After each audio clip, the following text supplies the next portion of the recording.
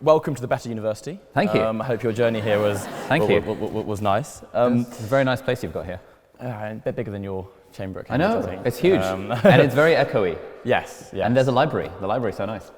I am the librarian, so I take that as the highest compliment. Incredible. I suppose we might as well start at the beginning, describing your YouTube journey. Can you take us back to when it started, when the idea came from? The timeline. Yes. So when I was like 10 years old was when, no, it wasn't 10, maybe like 12, was when I started getting addicted to YouTube and watching these like, oh wow, it's really echoey, covers of popular songs. So people like Kurt Schneider and Boyce Avenue would do these like, sick covers of pop songs. And I decided I was going to become a music YouTuber. Because I had a bunch of friends who were really good at singing songs, and I fancied the idea of learning lots of musical instruments so I could make music videos out of them. And so for the next several years, I sort of half-assed this, tried making a video here and there, a little music video, as everyone did when we were all teenagers. But randomly then, like a decade later, when I was in my 5th year, so penultimate year of medical school, I'd been running this business that helped people get into medicine through courses. And I thought, you know what, why don't I make videos about it as well? Because there weren't that many videos online at the time about how to apply to med school. So I thought, hey, if I can do this, then maybe that would be useful and maybe people would sign up to my course. And so what started out as a sort of marketing strategy for the business, within a few videos, I was like, oh, that's actually quite fun. Why don't I also vlog my holiday when I happened to be in Cambodia doing some medical thing? So I did that and that was fun. And then I thought, why don't I vlog life as a medical student? And that was fun. And at each stage it was like, why not just do the next thing? And then people started to follow the videos, and then we hit 1,000 subscribers. And eventually it just sort of snowballed into this sort of ridiculously large thing that I could never have predicted 5 years ago when I started. And it's now meant that I can quit my job and continue to disappoint my mum. Yeah. Do you still do any music YouTubing? Not quite. I dabble with it on Instagram. I'll occasionally bust out the guitar, sing a song on Instagram. Some comments will be like, oh my God, you're incredible. Some comments will be like, please stop singing. And so, you get a good mix of kind of ego boosting and ego depletion when it comes to Instagram. Where within your sort of the way your channel's changed over the last 5 years, do you think you found your niche, and how would you describe your niche on YouTube? Yeah, that's the thing. I don't really have a niche. I now help other people grow their YouTube channels, and the idea of what is your niche always comes up. I think this is always a thing when people are starting a YouTube channel or a podcast or writing anything or even starting any kind of business. Is like, what is the value that you're providing? I think the nice thing about YouTube is that what you can do is you can kind of just make videos about whatever you want. And if people resonate with the way that you make the videos, then it just tends to kind of do well. But I guess pulling it back, I realized through university and through working for 2 years as a doctor that I really enjoyed teaching. Teaching was ultimately my jam. And I enjoyed teaching medical students a lot more than actually practicing medicine. And so when I started thinking all these big questions about well, what do I actually want to do with my life? What's my purpose? Why am I here? All this stuff. I landed on kind of being a teacher as this feels like the thing that's truest to me. And so the way I think about my niche on YouTube is I'm just trying to live my own best life and then sort of teaching the things I've learned along the way to people who feel like watching it. So that's why I guess, living your best life, but it sounds super cliche, so I tend not to say it out loud. In terms of that journey into sort of discovering that your niche is not having a niche, have there been any other YouTubers who you sort of look to for inspiration or seen their channels grow and taken ideas from? Yeah, so many over the years. I think the great thing about being a YouTuber is now watching YouTube becomes a productive activity. And so whenever I watch other YouTubers, I'm trying to steal ideas from them. There's this one chap called Simon Clark who actually went to Oxford. He was the OG Oxford University vlogger back in the day. He was probably the reason why I started the channel, because he showed that you can be a nerd on YouTube and still do well, because he had 100,000 subscribers at the time, and he was just vlogging his PhD journey and talking about singing in the choir and how his physics formulas worked. And I was like, this guy's like me, but went to Oxford and was white. And so I thought, okay, if he can make it work, maybe I can make it work too. So Simon Clark was a big inspiration. And then there's this other chap called Peter McKinnon, who's this sort of photographer, videographer, tutorial guy. And he brought a real sense of energy and dynamism to the field of photography and videography tutorials. And so in my mind, I was always like, I want to be as cool as Peter McKinnon. And he has tattoos and stuff, and I'm not that cool. But I think in my failure to imitate him, I sort of landed on my own kind of non-niche niche of just kind of sharing stuff on the internet that people seem to like. In terms of the videos themselves and the ideas behind them, what's the process of coming up with the idea, putting it in pipeline, creating video, publishing it? How long does that take? What are the processes involved? And do many ideas get culled in the meantime? Yeah, so the process has really evolved over the years. I was actually planning out a video on the train on the way up here. Usually it comes from like just a little spark of an idea. So I read a quote in a book called The Almanac of Naval Ravikant, if anyone is a Naval fan, potentially, which said something like, retirement is when you're not sacrificing today for an imaginary tomorrow. And I was like, ooh, that's deep. Retirement is when you're not sacrificing today for the sake of an imaginary tomorrow. I was like, okay, cool, that's kind of interesting. So it's like that sparked an idea in my mind of like, what does retirement actually mean and how has the definition of retirement changed over time? And so then I thought, oh, okay, cool, this could be an interesting video called How to Retire Young, which sort of explores what does it mean to retire. And I was thinking, okay, so one way of retiring is if the thing that you're doing right now is the thing that you would be doing if you didn't have to worry about money. So that's one definition of retirement. I'm just sort of living my best life and I'm not trying to do something for the sake of it, for the sake of making money. I think another definition of retirement is where you don't need to work because you've either made so much money that you don't need to work, or your expenses are so low that your whatever investments or thingy can cover it. And so that led to sort of those are sort of three definitions of retirement, and therefore maybe I can do a video talking about these three and how I'm applying them to my life. And then I just shoved the video into like a Notion page, and we're going to film it on Wednesday. So that's the process. The pipeline's that quick? Yeah, for a video where it's like I have an idea and I happen to be sitting on my iPad on the train, where I'm like, I can just write it out. But other videos, like I remember I did one called How to Get Started with Investing, which sparked because I happened to be on a night shift.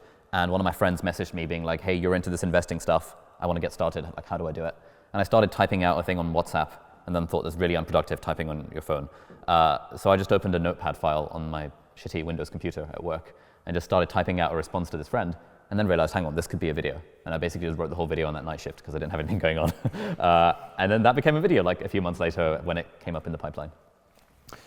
So that's how you manage ideas for videos. Is it a similar process for things like articles and your book?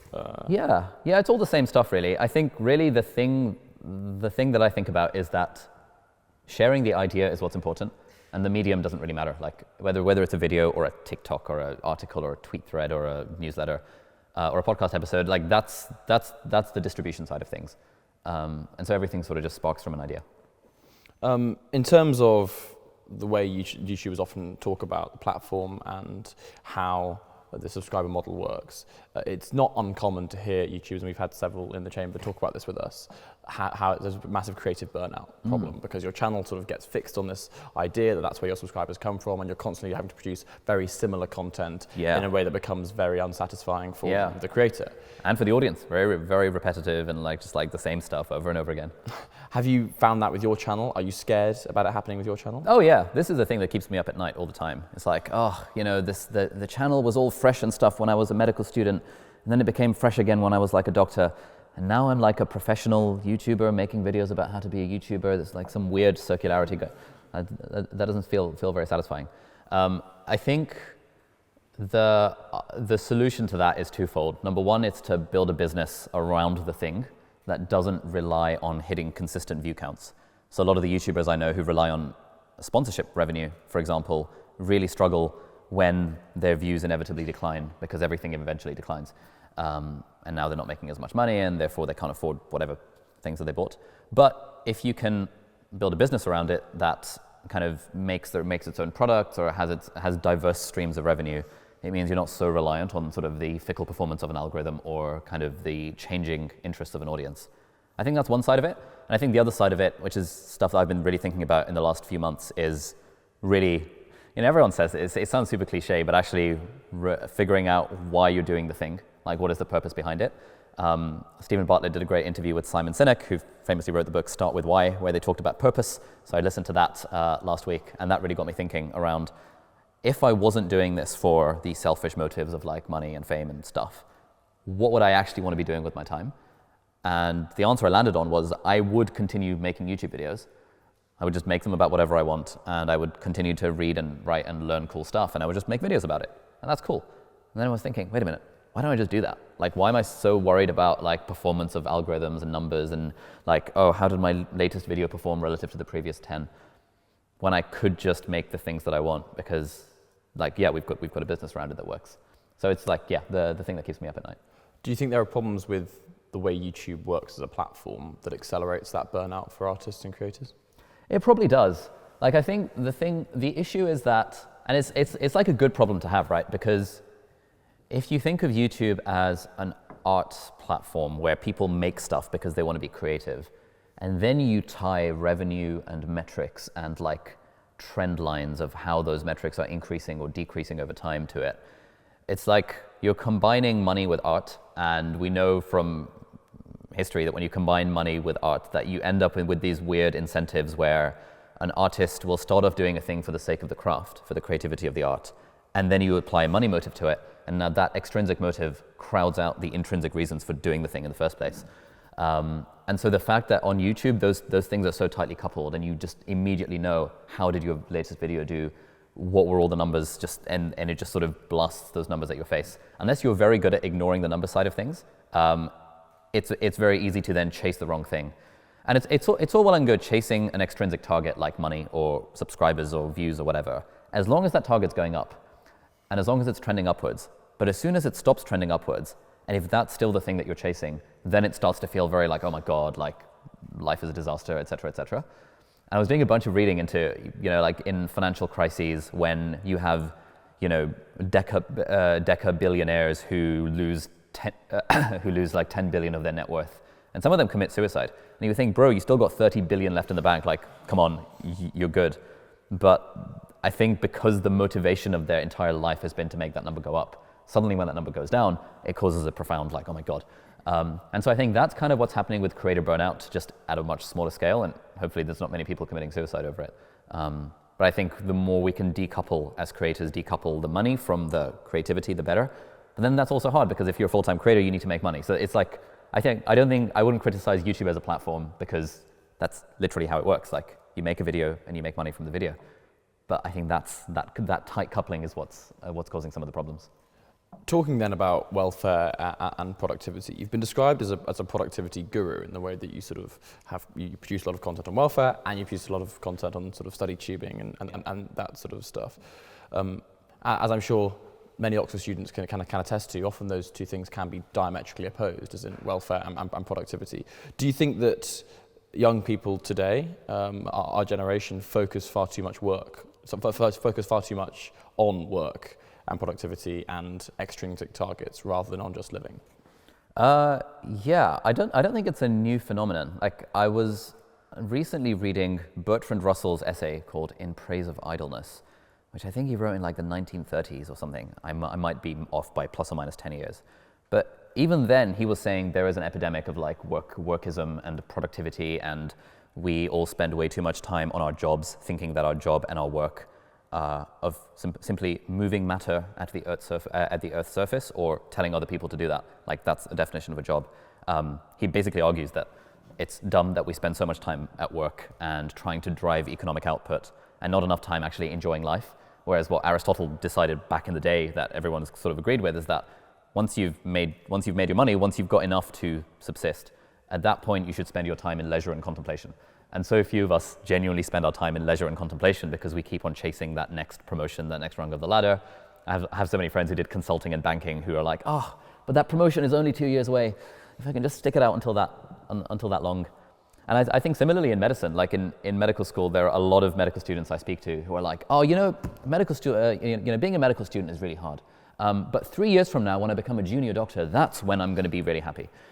And I think whenever we fall into this model of like, if ... then I will be happy, that can obviously when you get there, you speak to junior doctors, they're way less happy than medical students were. So it's like bad place to be.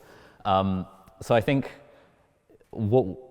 it's so hard to I think disentangle those two things of like, I want productivity for the sake of success and economic output, and I also want to live my best life.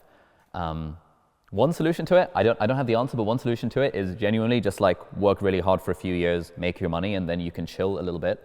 The problem with that is when you're so used to chasing extrinsic goals like grades, and you'll got sick grades, which is why you're here, and now you're at Oxford and you're like, oh shit, like my grades are no longer that good compared to everyone else around me, and you chase that 2-1 or that first, chase that spring week internship, chase that next thing. It's genuinely hard to get off that treadmill of wanting more and more. I don't think there's an easy answer to it, but I like reading essays about this kind of stuff. So I think about it a lot in the sense of, you know, if I won the lottery, what would I be doing with my time? And if that thing is any different to what I'm currently doing, provided I'm kind of above the point where I've got my basic needs met, then what the hell am I doing with my life? Like, why am I chasing more money, knowing that more money doesn't actually buy more happiness, as everyone says and as all the research shows as well? I suppose that part of the appeal of the endless treadmill is that it at least provides life with some structure. And as you sort of pointed out in terms of the process of coming up with ideas and videos, the life of a creator or a creative more generally is often not very structured. Yep. How do you cope with that and ensure that you have some sort of vague format to your life? Yeah, so I'm all about structure. I just think that the problem we're trying to solve is that it's hard to figure out how to spend your, 116 hours each week if you started completely from scratch. But I think one way that we solve that problem is, okay, then I will do what my employer tells me, because that solves the structure problem. But in fact, you can solve the structure problem by just deciding what you want to do with your life. One exercise I find genuinely really helpful is called the Ideal Ordinary Week exercise, where you fast forward like 3 years in your Google Calendar or whatever, and hopefully it's blank and you don't have all these recurring events. But then you just sort of block out, what would you want your ideal ordinary week to look like? Ideal, because this would be like an ideal week, but ordinary in that it's not a week when you're on holiday. And so like, how much time would you actually want to spend working? What would you want to be doing with that time? You know, for me, it's like, each day I'd like to do maybe 3 or 4 hours of reading and writing, because that's fun. And then maybe like, an hour or two of some kind of exercise or activity or hobby. And then maybe a couple of hours hanging out with friends, maybe some time reading. And you can basically structure your life in terms of what you would like in an ideal world. And then you just compare that with your current calendar and see, what's the difference between these two versions of the world. Obviously a lot harder to do at university, where in a way you are working for the sake of this university degree. But I think beyond that, it's really useful to start thinking of that question, like what would I actually be doing if I could design my life the way I wanted? And Cal Newport, who is this productivity guy, Stanford, I think, computer science professor, has a really good blog. I was reading some of his blog posts from like 2010, where he says that the way to figure out, the advice he always gives to his students in terms of figuring out what career you want to do is, don't start with, I did a degree in economics, therefore investment banking or private equity, therefore ... because that really confines you to the kind of set of legible paths out there. Instead, you want to think, I've done my degree in economics, whatever, I don't care, let's put that aside. What is the lifestyle I would want? Do I want to be the sort of person that lives in a flat in New York and goes to Wall Street every day or whatever? Do I want to be, what does my ideal lifestyle look like? And then find a career that matches that lifestyle. Because ultimately the point of a career is so that we can spend our time doing something that's meaningful and fulfilling, right?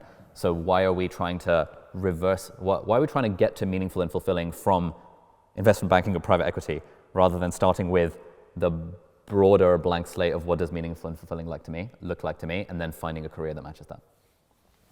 How did you sort of come up with that idea of career that matches that in the face of conflicting hobbies and passions and things that you enjoy? Yeah, so I think the thing with a career, right, is that, I have no original thoughts on this, but there's a good book called Your Money or Your Life by Vicki Robbins, which basically argues that the only point of a career, the only point of a job is to make money. And then people are like, oh, but like job gives me satisfaction, gives me friends, gives me social, gives me structure, gives me connection, blah, blah, blah, blah, blah. And then to which she would say that, well, no, because you can get all those things when volunteering. You can volunteer for the Oxford Union, you can volunteer for your local church, and you will get connection and impact and socializing and structure and all those things. But if you add all those things and add money to it, now you have a job. And so really the point of a job is to make enough money to live. And if we don't put more of an expectation on our jobs that they also provide our life with meaning, profound meaning and joy, and we see a job for what it is, i.e. a thing that we do for an employer to make money, at that point it becomes much easier to be like, okay, cool, this is the lifestyle I want, this is how much money I need for that lifestyle, here are the possible career options that would tick that money box, and then I can figure out what I want to do, what I want to enjoy, what I'm intrinsically motivated to do.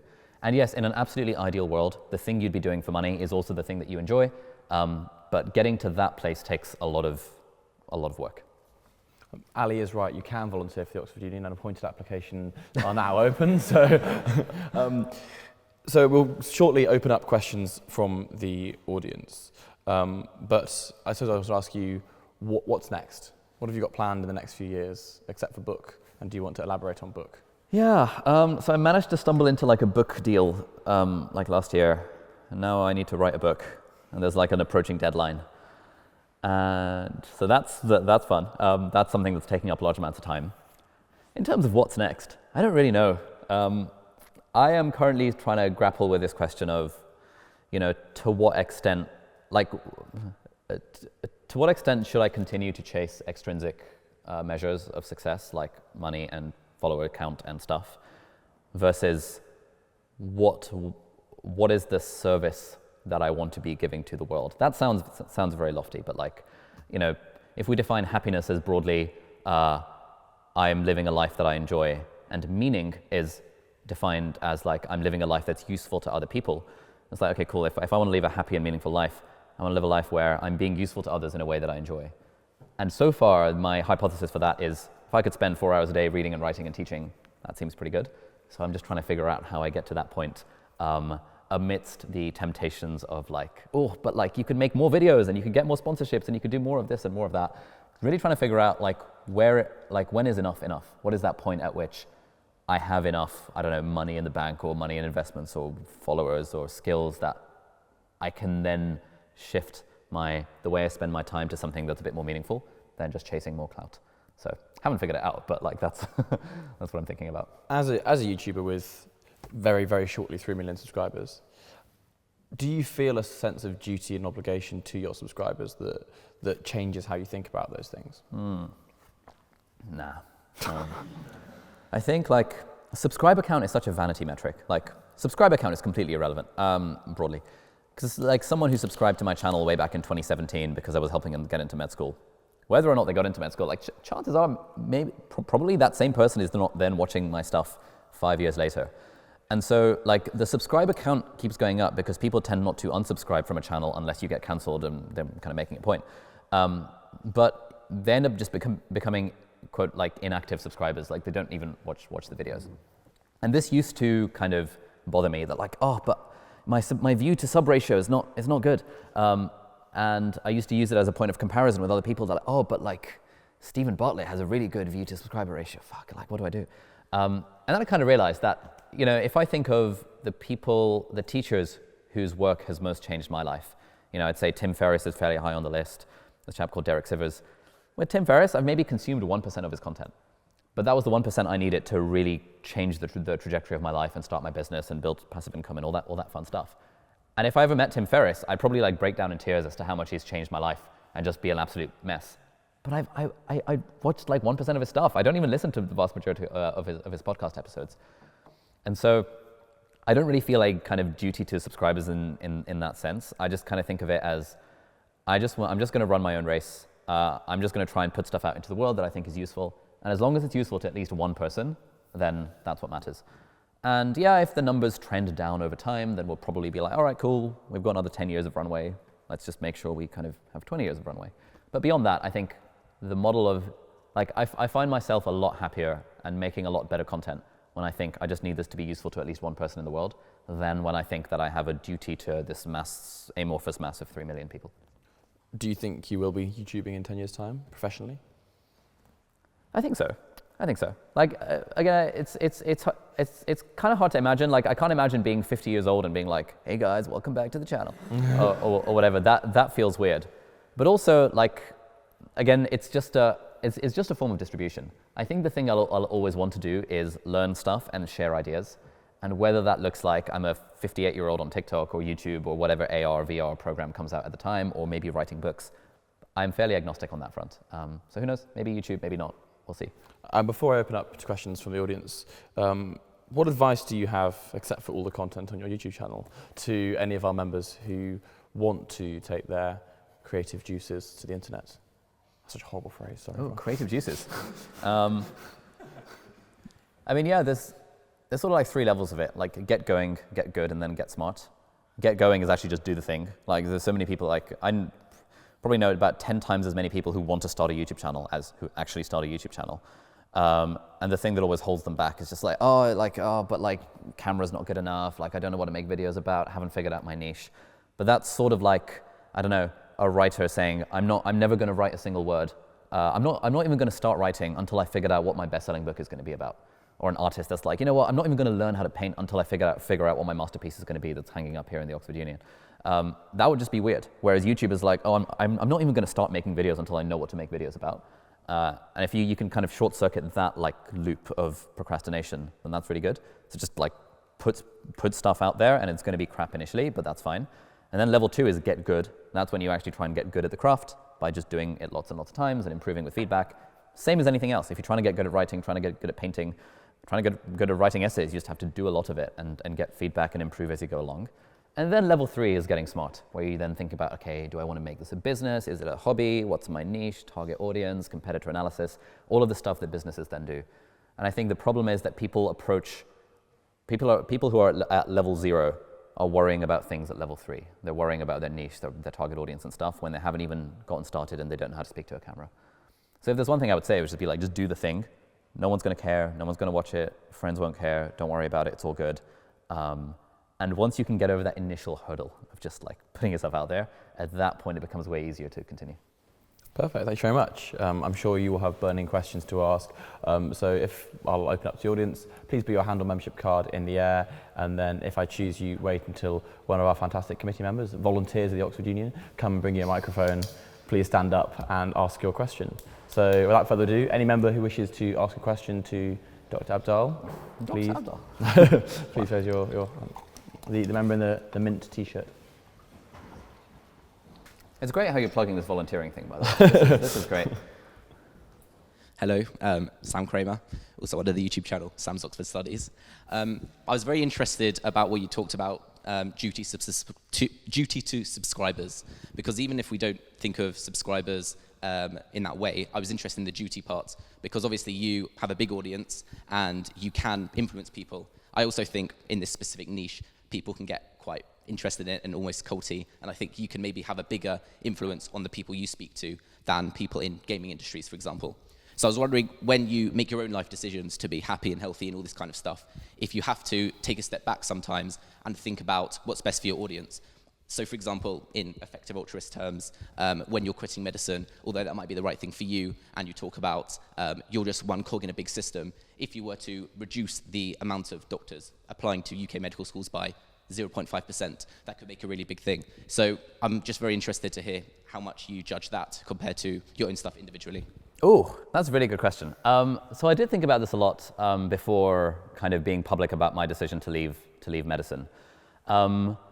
Ultimately, I decided that like the thing that I care about and like the impact that I want to have is to come back to this cliche, to help other people live their best life. And I think if everyone that I could influence lived a life that was kind of authentic to them, but also useful to other people, we'd end up ticking a lot of boxes of like impact in terms of the effective altruism components. So if, for example, you know, I met some guy in Dubai the other day who was like, I watched your video and it inspired me to drop out of med school. And I was like, oh crap, okay. And he was like, and I realized that like actually making inspiring videos on Facebook in Arabic was my jam, and now I've got like freaking 8 million followers on Facebook in Arabic, and I help people, I help students study for their exams. It's like, damn, that's pretty cool. It's like, this guy was not living his authentic life, he's living his best life by being in med school, but he found this thing that was his calling, that provided an impact in some way, a different sort of impact to being a doctor, but you know, an impact nonetheless. And so the way I think of it is if I can just sort of, in a way, raise the aspirations is the wrong word, but just like encourage people to do the thing that they want to do, and also encourage people that like, guys, the way to a meaningful life is to be useful to other people. That combination of I'm doing what I love and I'm useful to other people at scale, I hope, is more net positive than people staying in medicine if they don't necessarily want to be there. So if, for example, you were to not enjoy the videos anymore, would you still maybe feel a pressure to, because you feel you have to be net useful to the hundreds of thousands of people that watch you, even if it's really making you upset? Probably not. So my housemate, Lucia, is big on effective altruism. She dropped out of, she quit medicine after 2 years to start a charity that's helping like reduce lead poisoning in the developing world. It's amazing, amazing stuff. And her drive is very much impact first. She would do something that makes herself unhappy for the sake of impacting people. I wouldn't. I'm a lot more selfish. And so for me, it's like, I need to be enjoying the thing that I'm doing. And then also hope that it has an impact. But if I wasn't enjoying it, I'd find another way to have an impact. Any other members have a question they'd like to ask? The member in the... Oh, they have to hold up their membership cards. Yeah, well, they should do, but we're lenient. We're lenient. Very draconian.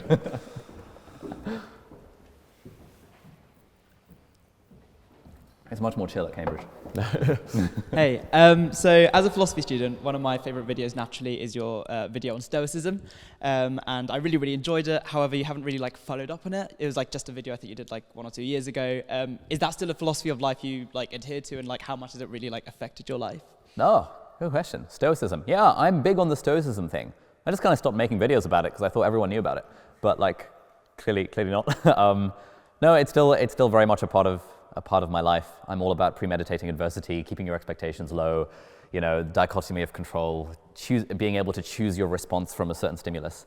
I guess, actually, if I think about it, one area in which I'm personally working on is trying to be more like emotionally intelligent and like emotionally supportive and stuff.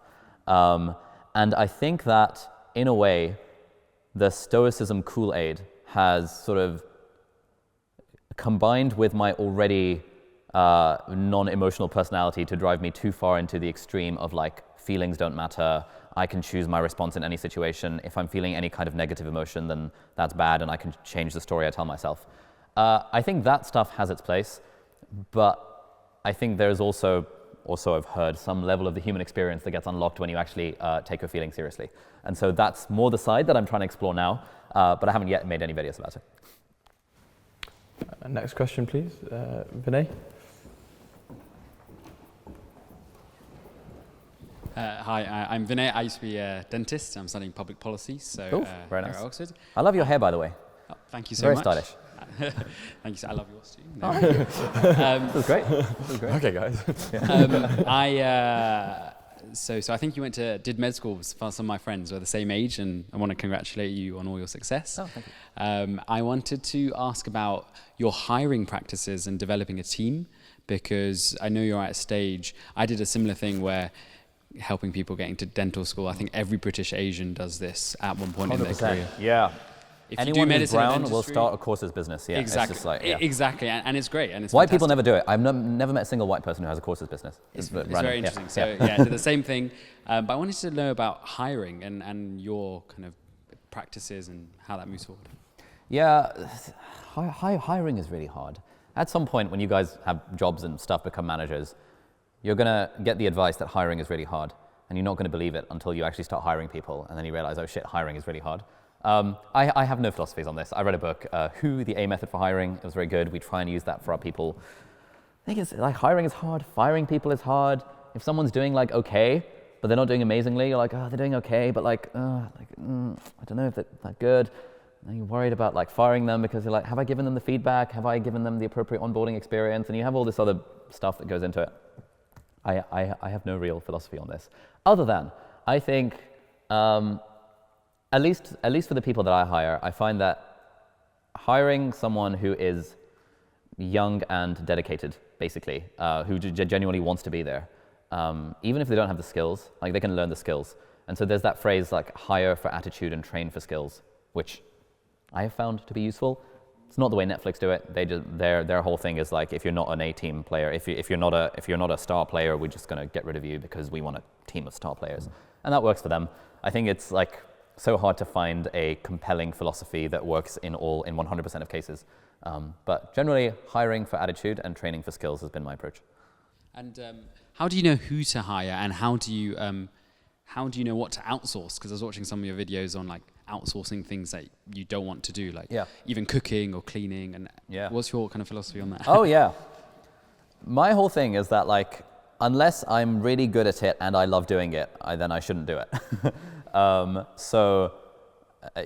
now I'm in the process of trying to find a third personal assistant because the last two who I hired have ended up just doing other things in the business and like doing other stuff.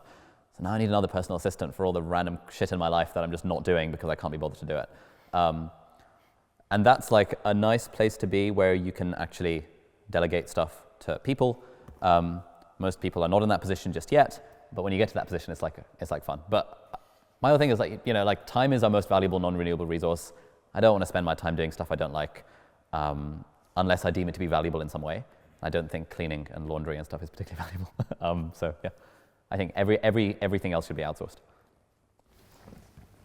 Next question, please. I'm remembering the turtleneck. Just a quick one. Can we expect any more episodes of Not Overthinking? Yeah. Yes. We're gonna start from next week. That's the plan. We have it in the calendar. Yeah. Member from LMH. Hello. I'm just wondering, you post lots of inspirational and motivational like quotes and ideas on social media. How many of them do you genuinely believe and live by, and how many of them are just posted for the sake of being an online presence and having content regularly uploaded? Oh, that's such a good question.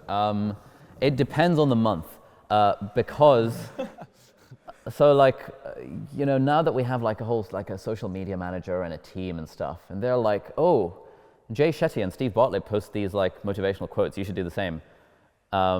And I don't see the Slack message when they send me that because I don't really keep on top of Slack messages. And then they start doing it. And then I get messages from friends being like, what the fuck is that on your Twitter? And I'm like, oh God, I can't believe this. And then I send them feedback being like, guys, this is a vapid motivational quote that means nothing. Can we delete it, please? And then they delete it. Right now we're at a place where I have basically said that we are not trying to grow a motivational quotes account for the sake of it, just because that's what Jay Shetty and Stephen Bartlett are doing. We need to make sure that I genuinely believe the shit that we post. So for now, I genuinely believe the stuff that I post. Hopefully that will continue. Hopefully, fingers crossed. I have sort of two follow-up questions on that. Firstly, one to do with the changing nature of online spaces, and you know, TikTok's now more consumed than YouTube. How does that change your outlook to things like social media and doing things like motivational quotations or your music videos on Instagram or just like content on TikTok? Yeah, I keep on thinking I should probably take TikTok more seriously. We do have a big filming day like on Wednesday where we're filming like 20 TikToks in one day just to see what happens. A bit of an experiment, but like we'll see.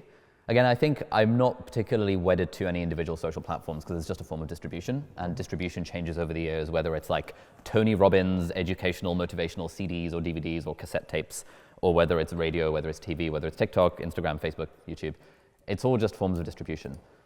And so for me, that's not the thing I care about. The thing I care about is the core idea that I find useful and that might help someone else. The other issue with the whole like motivational quote thing is that a lot of times motivational quotes are like really good, like you know, but they sound really cliche because when if you take something complicated, like I don't know, Plato's Republic or something. I don't know why I'm using that as an example. I've never read Plato's Republic. But like, I imagine if you were to take Plato's Republic and summarize and summarize and summarize and summarize, at the fifth kind of derivative of summarization, you would end up with follow your passion, because that's what living a good life is. And you're like, well, what the hell is the point of that motivational quote? But it's actually a distillation of like this large body of work, which summarizes to follow your passions. And I think, there's this other quote from someone called like, the secrets to life are hidden behind the word cliche. And whenever we say something it's cliche for a reason. It's because it's such common wisdom, but it needs to be continually, we need to continually remind ourselves of it because it's very easy to then lose sight of that.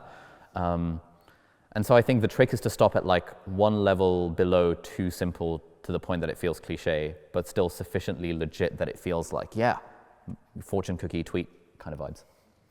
The other sort of follow-up question I had was regarding the fact that the internet has led to an explosion in what I suppose people could call pop philosophers or pop counselors, ranging all the way from people like Jordan Peterson and yourself to sort of small content creators. Why do you think that the internet has had this impact, and do you think it's overall a good thing? Oh yeah, absolutely. I think it's great. I think the great thing about the internet is that it has made. It's like the long tail effect. Like back in the day, it was like a handful of major distributors who were like doing the stuff, And if you wanted your stuff to get out there, you would have to either get a publishing deal from like Penguin, or you would have to get it on one of the 5 TV stations. And that meant that as an individual, you don't really have access to the thoughts of other individuals, you have access to the thoughts of these massive corporations.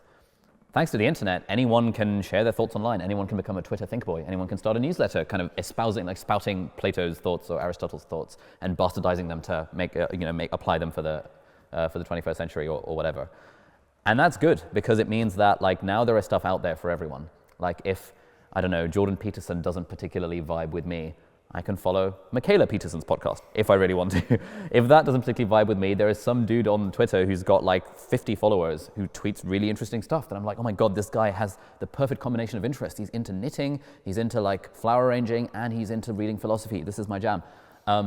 And so there is really something out there for everyone. And I think that's why you have this explosion of like pop philosophers, pop psychologists, life gurus. Because I think this stuff only works because people vibe with it. Like loads of people are anti-Jordan Peterson, but the fact that his stuff is genuinely useful to a large amount of people in the world means that it's going to survive. And if it wasn't useful, it wouldn't survive. So anyone can kind of quite succeed on the internet as a pop philosopher or a pop psychologist. I think that's broadly a good thing, providing they're not spreading misinformation and stuff around public health issues. But most people aren't, so that's not something I'm overly concerned about. Back to you guys. The creative member at the back.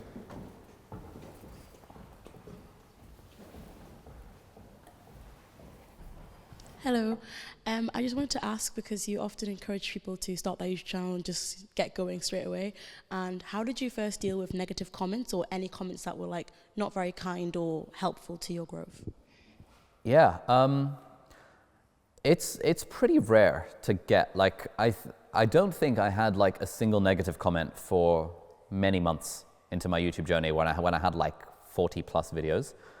And then I got one which I think was making fun of the size of my nose or something like that. And I was like, okay, yeah, fair enough, fair play. This is something I've thought many times myself. I just kind of moved on. Over time, that has kind of piled up. And I know a bunch of YouTubers, or like new-ish YouTubers who have maybe a few thousand, a few tens of thousands of subscribers, who are very concerned about like, when I post a video, yes, I get 100 really nice comments, but I'll get one comment saying, my skin looks bad, or just I was wrong, or something negative. And I think it's really about everyone going on their own personal journey of figuring out how much do you want to let the the comments of a vocal minority of people like override the fact that you're doing something that you hopefully enjoy, that's impacting people, that's making a difference. And yeah, there's no easy way around this. To be honest, like there's a good, probably shouldn't say good. There is a forum called Tattle, which is like this celebrity gossip type forum, where like I think last year I stumbled upon a thread that was about me. It was like 7 pages long of people just piling in and like saying mean things about me, and I made the mistake of reading it, and then I was like, oh, Stoicism, like this is all good. And I realized actually in a conversation with my brother on our podcast that actually this really affected me, seeing all these people out there who were just like completely character assassinating me from every little interaction and every little video. Oh, the way he looked at that girl in that video collab that he did shows that he's a misogynist, or random shit like that. And I was then sort of reading this thing like every day for a few weeks, and I realized, why the hell am I reading this? Now this thread is over 50 pages long, and I haven't looked at it I haven't looked at it since it was 7 pages long. So I think a big part of it is that if I see negative stuff, or if I know it exists, I just don't read it, because it doesn't really, it's not going to be good for my mental health to see that stuff out there. But I think also another part of it is, I think, okay, even if I did see this stuff, would it stop me from putting my stuff out there into the world where maybe it'll be useful to some people? And even if my stuff is useful to one person, but 20 people don't like it, I'd still like to be the sort of person that posts it anyway because it's useful to that one person, even though 20 other people don't like it. But it's not easy. It's a personal journey everyone has to go on. Can I ask one more question? Sure. Okay. You mentioned that you do help a lot of people, and like often students will say that they find a lot of study hacks and skills and ways of learning that they haven't been introduced to in school. Is there a reason that you think that that's the case? Yeah, I only really learned that study techniques were a thing in like my second year of uni when we happened to have a psychology lecture about it. I was like, damn, why has no one told us this before? I think more schools are now putting it on. Like occasionally I'll get like Instagram story mentions from someone in a school in like some random country whose like teacher is showing them one of my videos. It's like, oh, here's how you study for your exams. Apply these principles. So I think that's nice that people are learning this stuff. I don't know, it's like how in school you don't learn what like a mortgage is or basic financial literacy or like meta learning skills. Yeah, I wish it were different, because I feel like if I had discovered these techniques earlier on in my life, I would have saved loads of time and been able to spend twice as much time playing World of Warcraft as I did. So yeah. Member in the front row. Thank you. So when you're like starting like a new venture or something that's like building off of your brand as a YouTube channel or a content creator, how do you decide like whether it's worth pursuing like past like just the beginning of it? How do you know if it's something that you want to do over the long term, and how do you evaluate it? Ooh, good question. How do we evaluate new ventures? 3 things. Does it help people? Is it fun? And does it make enough money? Does it help people? The box is often ticked because it's like most of the stuff we do helps people. Does it is the thing fun? Is something I only really realize once we're doing it. And if it's fun, we continue, and if it's not fun, we don't continue. And is it making enough money? Now increasingly has become more of a consideration, because even though we have a team of 20 people in the business, we're still trying to do too much stuff, and there's always more things we could be doing. And one of the nice things, but also one of the bad things about having success in any area of life, is that suddenly you start getting loads and loads of inbound and like really cool opportunities, and now you have to really say no to 99% of them and say yes to only 1% of them. And so if it's a pure business decision, these days we're like, I don't know, I have probably some number in my mind of if this thing makes more than X amount per month, then I think it's a good thing to do. I'm also kind of juggling up like, okay, how many team members does it take? Therefore, what's the cost of those team members per year? Okay, is this thing ROI positive? There's all these sort of business considerations that go into it. But to be honest, if the thing's not fun, even if it's making loads of money, we're not going to do it, because at this point, we have the luxury of being able to do only things that are fun and that help people. Time for one more question, I think, if the member over there. Oh, the member over there. Hi, I think that it's pretty fair to say that you value kind of the journey of self-improvement. I was wondering at what point you think that journey of kind of accumulation, if not wealth, happiness, what point does kind of philanthropy come into that, and when does it start to eclipse the resources that you'll put into that kind of journey of self-improvement? Where do you think charity and philanthropy kind of comes in, and is that something that we kind of continue to see from you? Really good question. So right now, I don't think about it too hard. I have taken the Giving What We Can pledge, which is this thing in effective altruism where you pledge to donate 10% of your income every year to effective charities. And so every year I do that thing. The nice thing about the Giving What We Can pledge is that kind of the point of it is that you can then just do the thing, and then you don't have to think about it too hard. It means that I know that, okay, every year 10% of my income is going to an effective charity. Cool. Now I don't need to kind of beat myself up for not, I don't know, spending more time in philanthropy or giving to charity or things like that. So that's where I'm at right now. In terms of the future, so I've read a few people's thoughts about this. There's this like CEO coach in Silicon Valley called Matt Mokary, who's written a great book called The Great CEO Within, that I'd 100% recommend if you're interested into startups and stuff. What he says is that basically every startup founder, when they're young, they're trying to make loads of money. Cool. Then they make loads of money, and then they're like, cool, now I want to have fun. And then they have fun. And once they've made their money and had their fun, at that point they realize actually helping people is the way forward, and they switch to philanthropy. And his model is that actually that is a good thing. It is a good thing that people are switching to shifting their efforts to philanthropy once they've made their money and had their fun, because usually that's meant they've built a business or a platform that allows them to have even more of an impact when they do the philanthropy stuff. Whereas if you do the philanthropy stuff too early, it's like if I'd spent 50% of my time, to use a crass example, volunteering at a soup kitchen or something like that for the sake of charity or giving back, that's time that wouldn't have been spent building the platform, building the business. And so that's like one theory about this. I suspect that, yeah, for me over time, the philanthropy, the charity, the giving back will hopefully eclipse the I want to make more money, I want to become happier, I want to have more fun. Right now it hasn't, and so I trust the Giving What We Can pledge as being like my kind of good deed out there. But I suspect that will probably change over time. One last question for me before we sadly have to end, which is a question we ask all of our speakers when they come to the Union, which is in a couple of sentences, if you had the audience of the entire of the Oxford Union and all of the University of Oxford, what advice would you give them going forwards in their lives?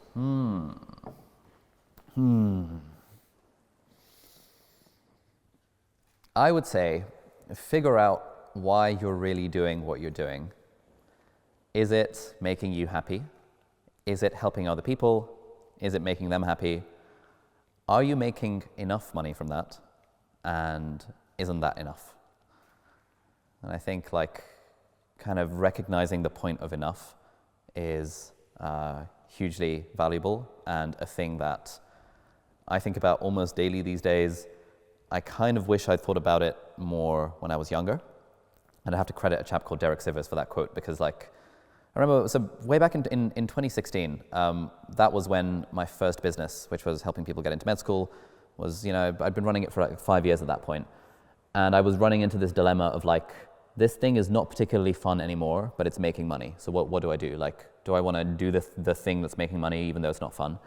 And I came across that quote of like, never forget why you're doing what you're doing. Are you happy? Are you helping people? Are they happy? Are you profitable? Isn't that enough? And it really helped me realize that, yeah, actually, it is enough. I don't need to try and make more money from this thing. And then 6 years later, like I was doing a journaling session in Cambridge the other day. I just happened to have a few hours to myself. I ended up kind of really figuring out like kind of how I feel about the business and the YouTube channel and like thinking, what's the point of all this kind of stuff? And I remembered that same quote again, and that same quote again like really helped me realize that finding that point of enough is really important.